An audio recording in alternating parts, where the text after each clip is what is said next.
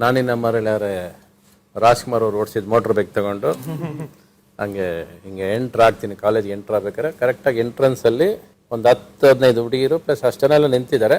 But ಆ motor bike ಸೌಂಡ್ಗೆ ಒಂದು ಹುಡುಗಿ ಹಂಗೆ ತಿರುಗಿ ನೋಡ್ತಾಳೆ. ಇವತ್ತವರೆಗೂ ಆ ಲಾಪ್ರು ಮರ್ತಿಲ್ಲ ನಾನು. ಅದು ನಾನು ಫಸ್ಟ್ ಪ್ರೀತಿಸಿದ ಹುಡುಗಿ. ಅದು 1 ವರ್ಷ I took 1 year to say I love you to that girl.